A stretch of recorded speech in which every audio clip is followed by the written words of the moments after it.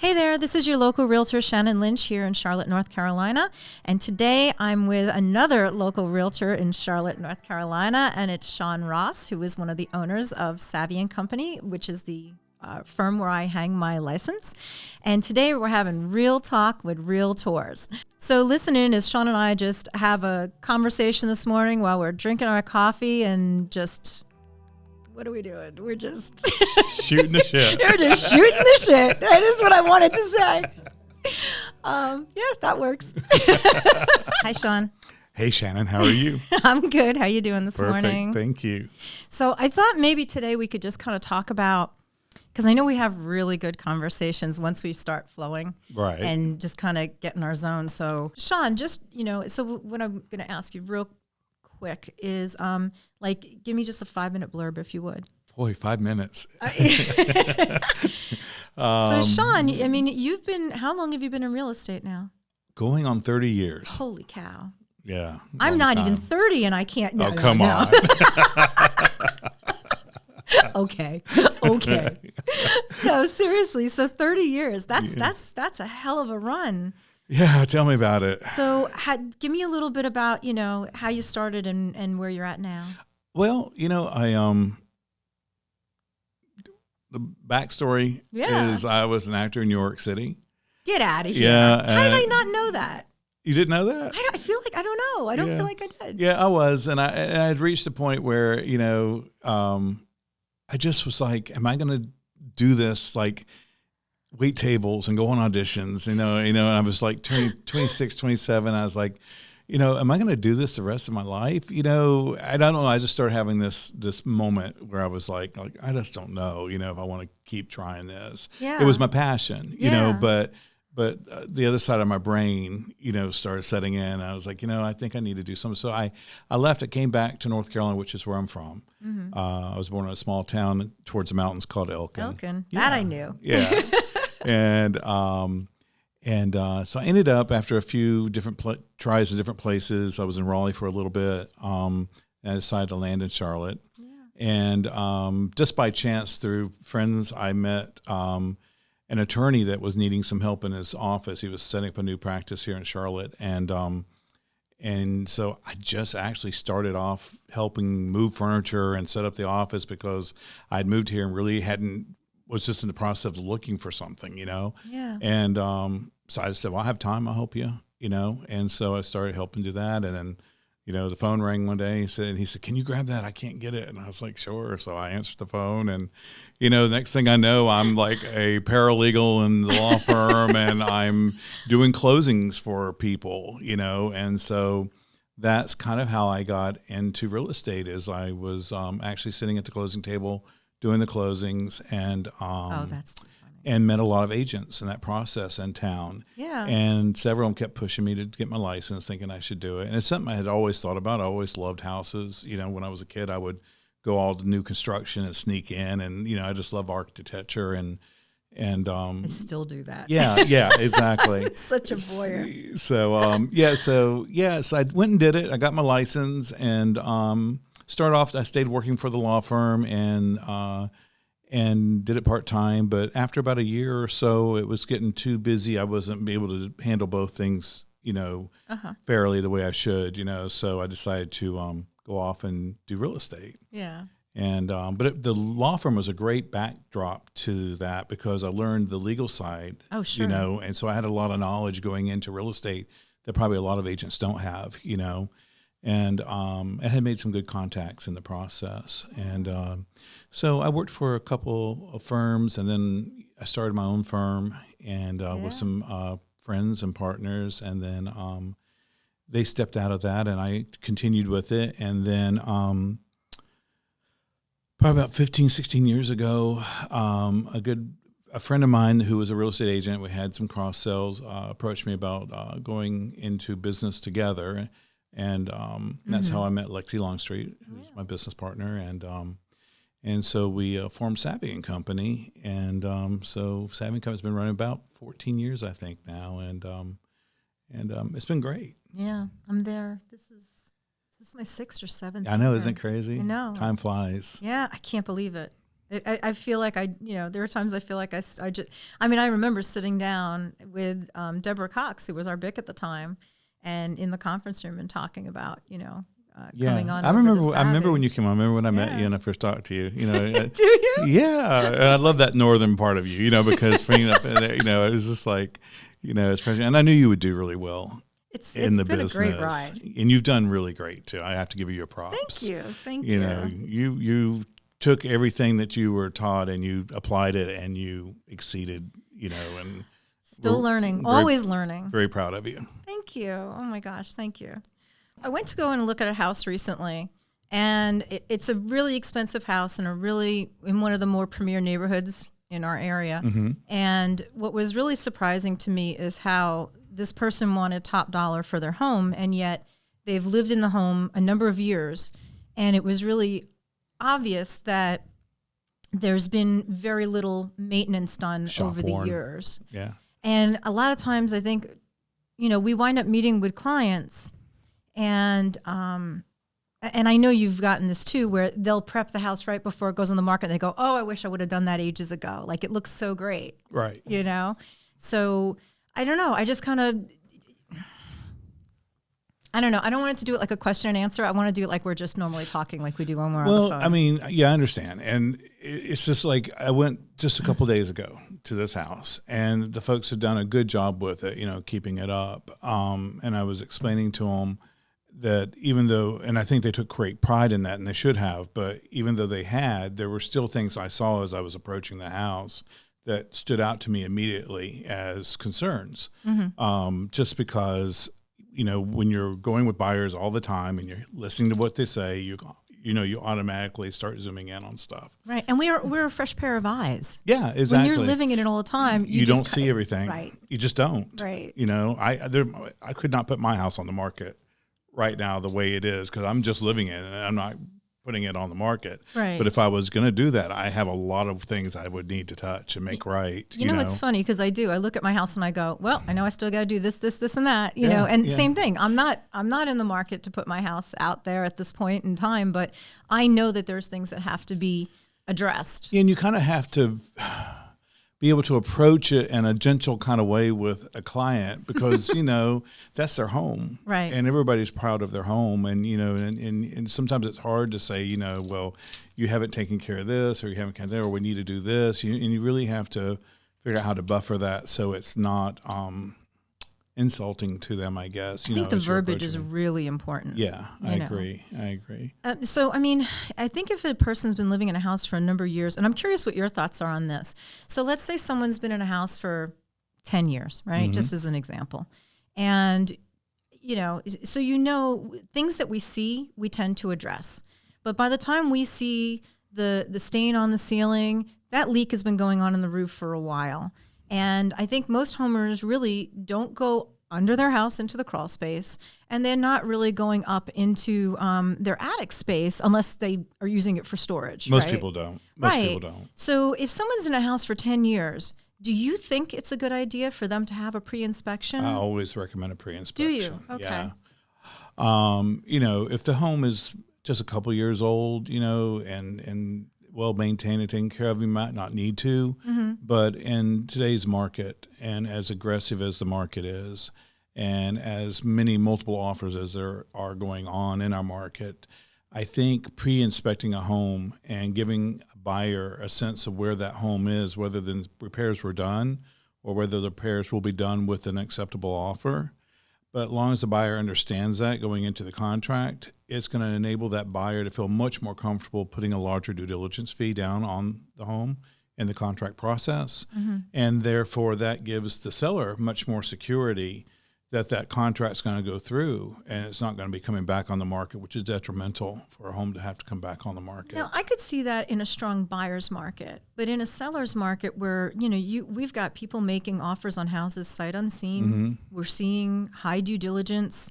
People are falling all over themselves to try and get a house just because we're at 1.1 months inventory right now. I mean, we're really, really low. I still recommend it. You do? Yeah, because I think one of the hardest things for a seller is to be geared up for a market like this. and get their house under contract quickly. Everything's going perfectly. Mm-hmm. And then you do inspections and you have $10,000 worth of repairs to do that you were not calculating on when you were figuring your numbers. Right.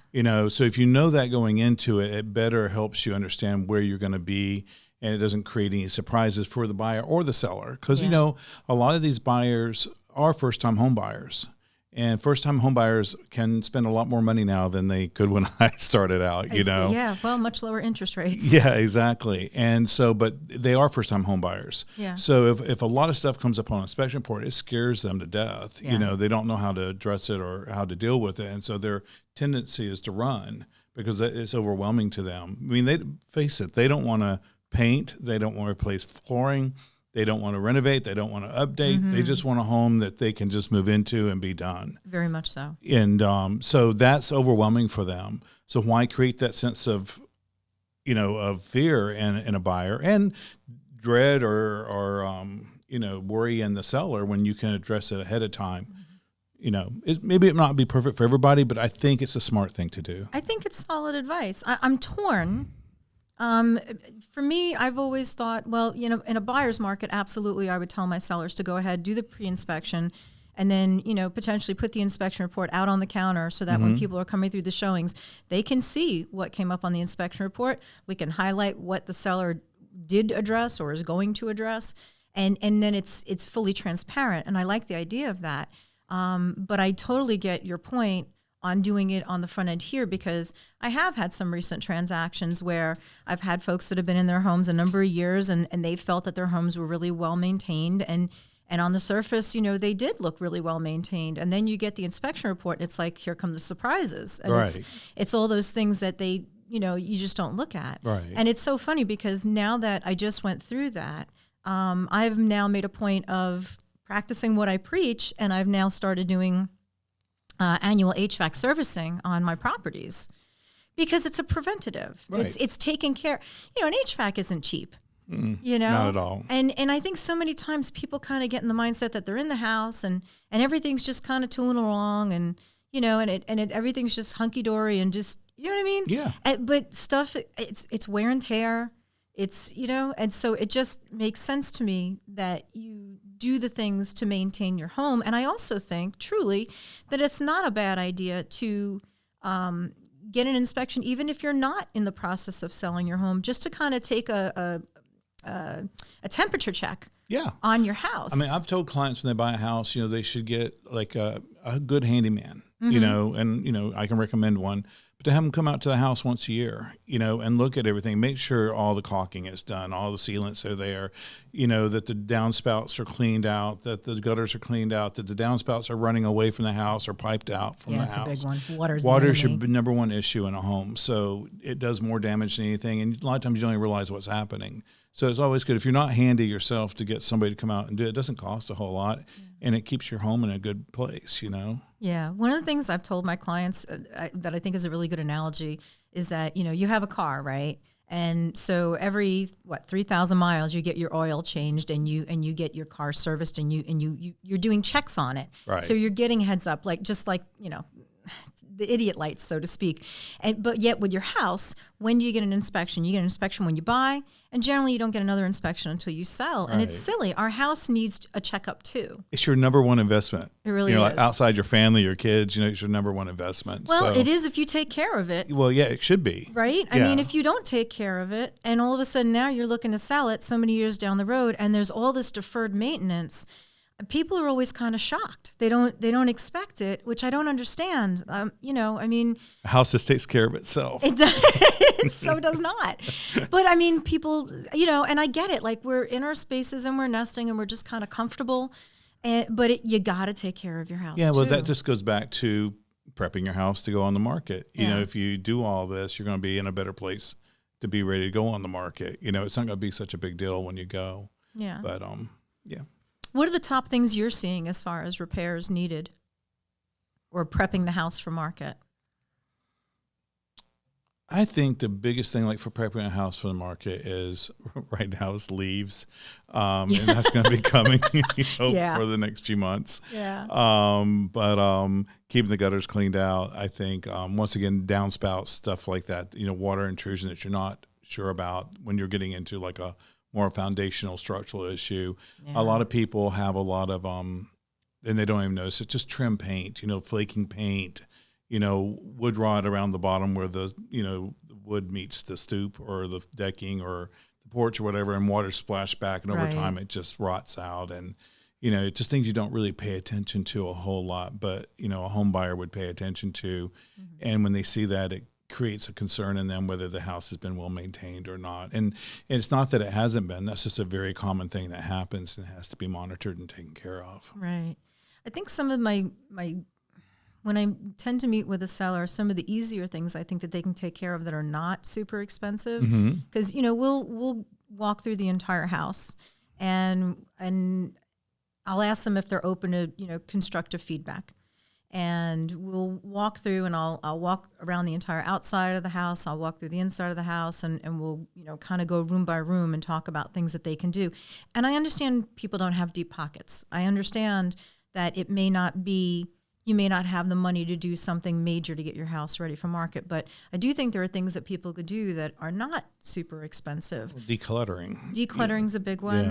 Yeah. I think pressure washing the house and the driveway. And that you can hire somebody. It's not expensive, but you can go rent a pressure washer at Home Depot or Lowe's, and it's not very expensive to do if you do it yourself. And but even if you don't feel comfortable with that, if you're afraid that it's still not expensive. No, a couple $100. Yeah. I just actually hired Foam Home to do my personal house. It's funny. I was going to mention Foam Home too, because he's a good guy, John. Yeah, and they don't. It's not high pressure, so it doesn't ruin the paint on the house. Mm-mm. So it's a good option. But I like that.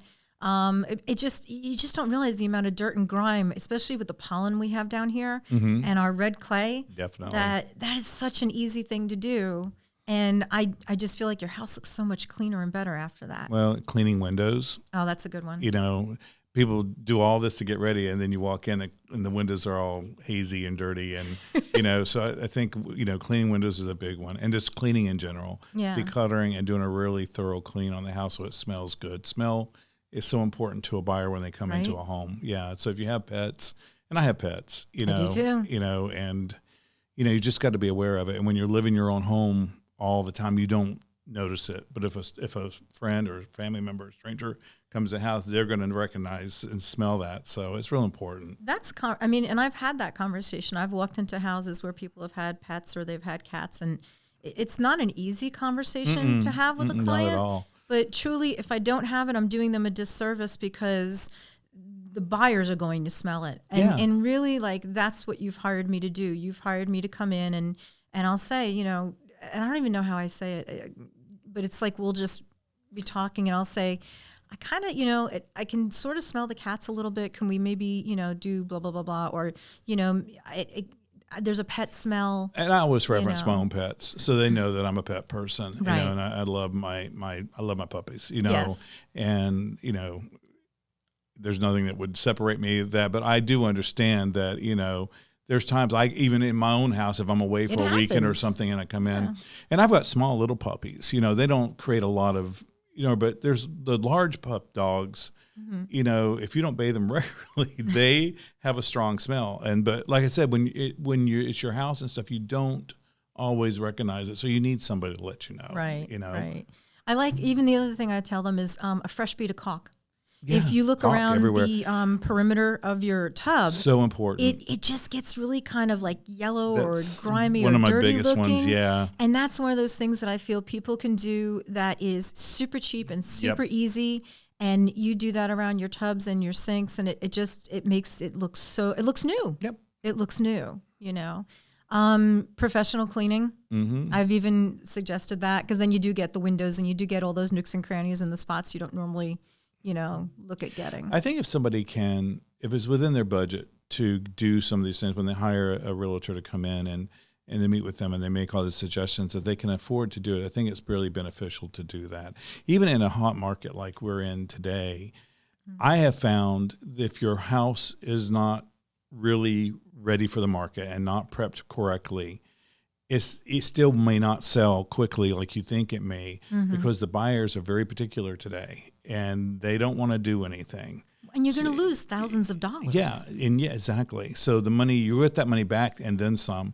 And plus, you just, when you go to photograph your house, if you get great photographs and social media going on it looks better. That's going to draw people into it. When they get there, it's going to look like they thought it did in the pictures, and then they're going to be happy. One of the biggest things I see is that things look great in pictures, but when they get to the house doesn't match the pictures, and then there's disappointment. Right. But today's buyer does not want to do anything. Yeah. They don't want to do sweat equity. They just want to move into a house and be happy and work. So it's, it is a seller's market, but you still have to have your property right. And paint. Of course, paint is always cheap. Yep. I mean, relatively speaking, compared to other things that you could possibly do. But yeah. The other thing I would say about property prep is landscaping.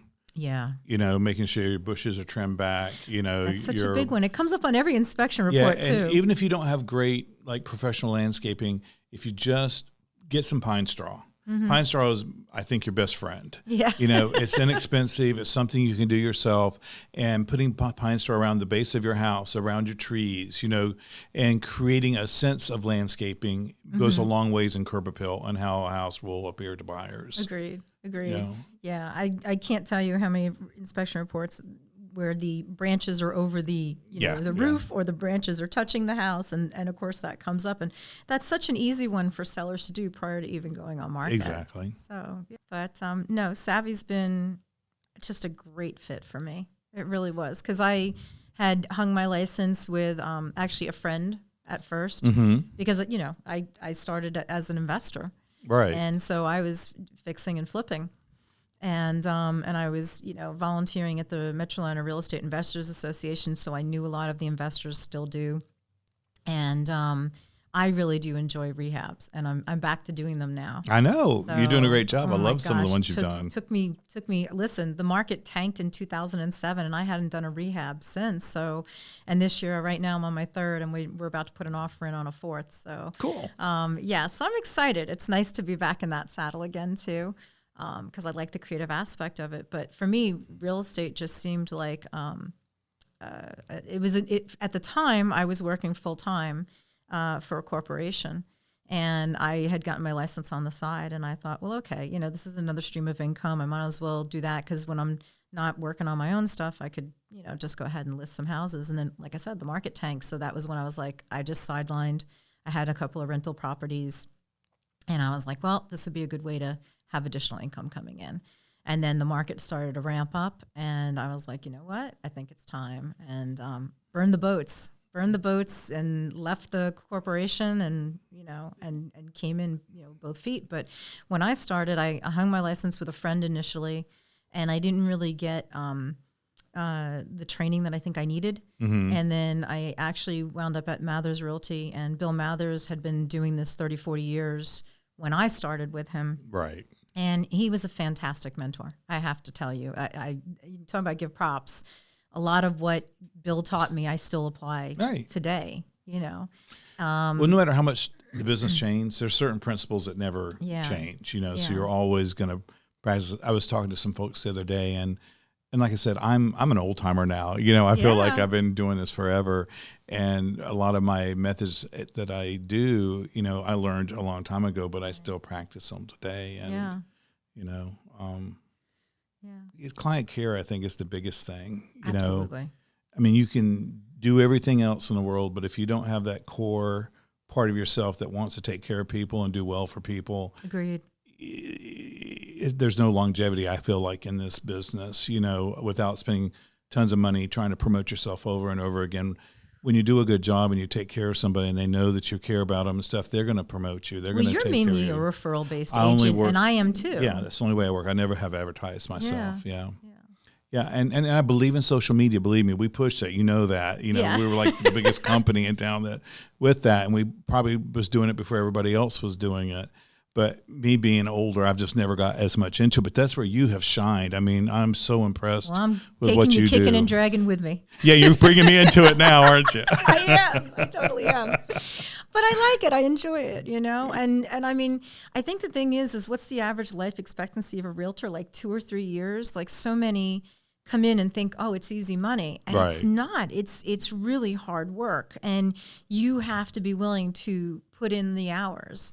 And so I think there's a lot of folks that kind of come in, and when the market is, not to say easy, but when things are really kind of flowing, I guess it can be like shooting fish in a barrel. But I don't know. I've never really felt like that. I always feel like I have to be, not to say proving myself, but I always have to. I agree with what you're saying. I think client care is extremely important. Well, that's where it boils down to. And it doesn't end for me after the transaction ends. And I know it's the same for you. We're both very bullish on making sure we keep in touch with our past and sometimes clients. It's hard. I mean, after you've been doing this for 30 years, I mean, you think how many transactions, that I've had over that period of time, and I think I'm over 150, so I can't even imagine how many you've had. It's thousands. Yeah. So so it's like, how do you stay in touch with that many people?